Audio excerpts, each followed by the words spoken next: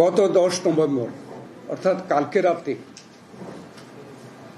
সোমবার রাতে জনাব তারেক রহমানের সভাপতিত্বে বাংলাদেশ জাতীয়তাবাদী দলের স্থায়ী কমিটির সভায় আলোচনাক্রমে নিম্নলিখিত একটি প্রস্তাব গৃহীত হয়। এই প্রস্তাবটি হুবহু আপনাদেরকে অবহিত করা, আপনাদের মাধ্যমে এদেশের মানুষকে অবহিত করার জন্যই আমরা এই প্রেস কনফারেন্স বা সংবাদ সম্মেলনের ব্যবস্থা করেছি। রাজনৈতিক দলসমূহের সাথে জাতীয় ঐকমত্য কমিশনের দীর্ঘ প্রায় 1 বছর যাবৎ আলোচনার ভিত্তিতে কতিপয় নোট অফ ডিসেন্ট সহ ঐকমত্যের ভিত্তিতে রচিত জুলাই জাতীয় সনদ বিগত 17 অক্টোবর স্বাক্ষরিত হয় এবং দেশের সংবিধান ও আইন অনুযায়ী তা বাস্তবায়নে সকলে অঙ্গীকারবদ্ধ হই। সম্প্রতি অন্তর্বর্তীকালীন সরকারের উপদেষ্টাদের মধ্যে কেউ কেউ জুলাই জাতীয় সনদের বাইরে কোনো বিষয়ে সরকারের সিদ্ধান্তের ঘোষণা প্রসঙ্গে যে সকল বক্তব্য দিচ্ছেন তা বিভ্রান্তিকর এবং ঐকমত্যের ভিত্তিতে গৃহীত সিদ্ধান্ত অগ্রাহ্যের শামিল বা অগ্রাহ্য করার শামিল।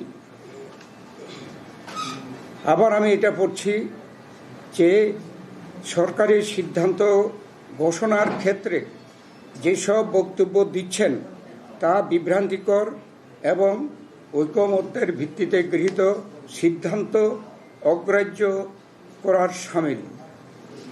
আমরা স্পষ্ট ভাষায় বলতে চাই যে জুলাই জাতীয় সনদে উল্লেখিত বিষয়দের বাইরে সরকার কোনো সিদ্ধান্ত ঘোষণা করলে সনদে স্বাক্ষরকারী কোনো দলের জন্য তা মান্য করার বাধ্যবাধকতা থাকবে না।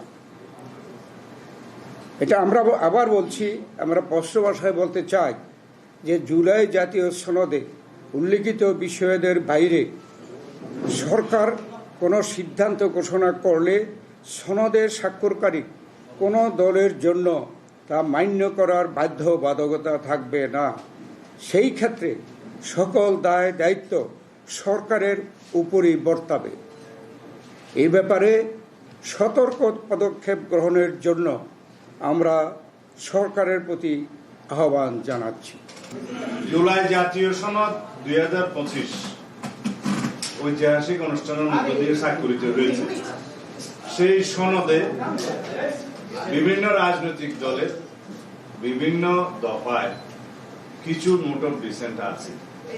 সেই নোট অফ ডিসেন্ট গুলোর ক্ষেত্রে বলাও আছে সনদে যে দলগুলো যদি নির্বাচনী ইশতেহারে উল্লেখ করে জনগণের ম্যান্ডেট পায়, নোট অফ ডিসেন্ট গুলো তারা সেইভাবে বাস্তবায়ন করতে পারবে।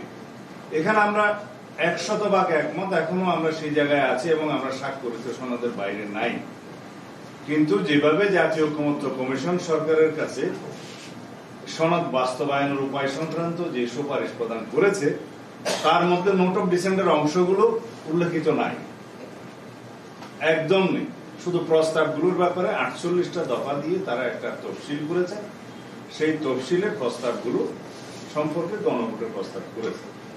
গণভোটের বিষয়ে আমরা একটা জাতীয় ঐকমত্যের স্বার্থে একই দিনে জাতীয় সংসদ নির্বাচনের দিনে একই দিনে গণভোটের মাধ্যমে জনগণের সম্মতি নেওয়ার জন্য জুলাই জাতীয় সনদের উপরে আমরা রাজি হয়েছিলাম। সেই জায়গায় আমরা আছি। এখন এই স্বাক্ষরিত সনদের বাইরে গিয়ে কোন রাজনৈতিক দল জুলাই সনদ বাস্তবায়নের জন্য যে অযৌক্তিক এবং নতুন নতুন ইস্যু করে যে আন্দোলন করছে সেই ব্যাপারে তাদেরকে বক্তব্য প্রদান করতে পারেন। এর বাইরে আমরা সনদে স্বাক্ষরিত যে বিষয়গুলো আছে তার বাইরে যদি সরকার কোনো সিদ্ধান্ত নিতে যায়, সেটা কোন রাজনৈতিক দল যারা সনদে স্বাক্ষর করেছে তাদের উপরে কোনো দায় দায়িত্ব বর্তাবে না বা মানতে বাধ্য নয়। এই মেসেজটা দেওয়ার জন্য আজকে আমাদের এই সংবাদ সম্মেলন। সাংবিধানিক আদেশ জারি করা, আপনারা রাষ্ট্রপতি দাঁড়িয়ে এই পক্ষে ছিলেন, অন্যান্য দল দাবি করছে যে প্রধান উপদেষ্টা করবে। আসলে ওই জায়গায় অবস্থান দেখতে আদেশের বিষয়ে আমরা স্পেসিফিক কোন প্রস্তাব এরকম দেইনি যে আদেশ কে জারি করবে। আমরা একটা সাংবিধানিকতার মধ্যে আছি, সাংবিধানিকভাবে এই সরকার শপথ নিয়েছে, সবকিছু আইনানুগ ভাবে চলছে। তা এখন কোন অধ্যাদেশ জারি করার ক্ষমতা এই সংবিধান অনুসারে রাষ্ট্রপতির। যদি কোনো আদেশ জারি করতে হয়